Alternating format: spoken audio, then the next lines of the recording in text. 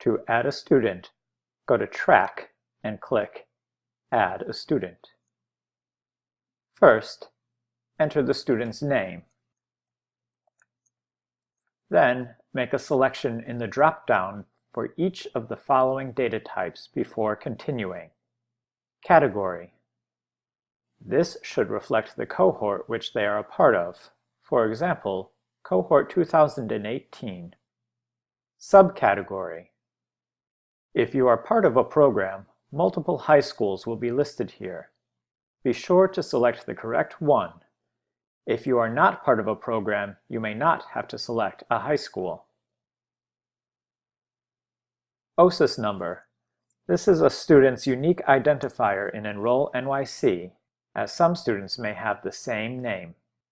Note: not completing these selections may cause your new student to be saved under the incorrect high school. Before proceeding, you also have the option to enter additional student information. To finish, click Add a Student.